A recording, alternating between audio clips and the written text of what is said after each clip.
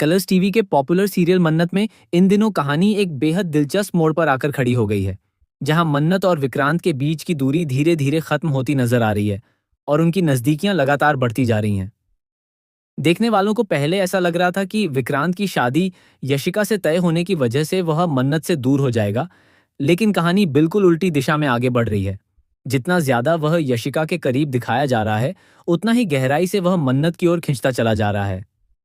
इस पूरे ट्रैक में सबसे दिलचस्प मोड़ तब आता है जब यशिका, जो बाहर से बहुत स्वीट और फ्रेंडली बनने की कोशिश करती है, अंदर ही अंदर मन्नत को नीचा दिखाने और उसे तकलीफ देने का कोई मौका नहीं छोड़ती। वह मन्नत को जबरदस्ती अपने साथ ब्राइडल शॉपिंग के लिए ले जाती है।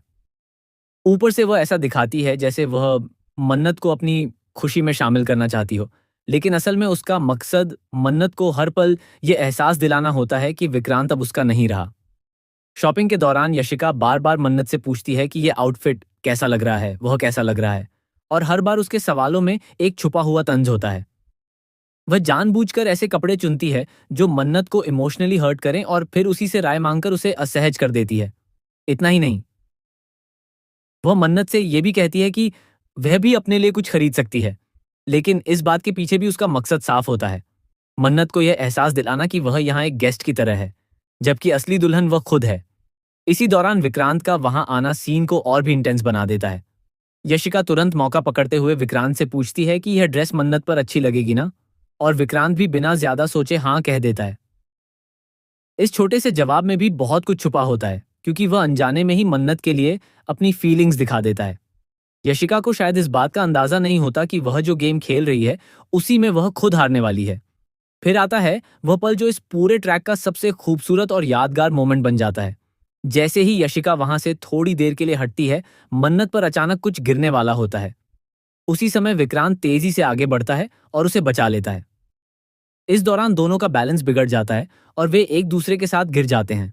गिरते ही उनके ऊपर एक लाल चुन्नी आकर गिरती है, जो इस सीन को और भी रोमांटिक बना देती है।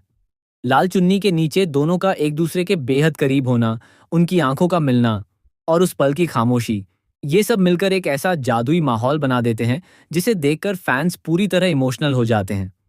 ये मोमेंट सिर्फ एक एक्सीडेंट नहीं होता, बल्कि दोनों के दिलों में छुपी भावनाओं को सामने लाने वाला एक संकेत बन जाता है। हालांकि इस स्थिति में दोनों थोड़े ऑकवर्ड भी महसूस करते हैं, क्योंकि वे अपनी फीलिंग्स को खुलकर स्वीकार नहीं कर पा रहे होते।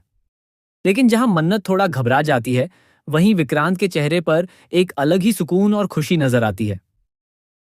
उसे मन्नत के इतने करीब होना अच्छा लग रहा होता है और शायद वह इस पल को दिल से महसूस कर रहा होता है।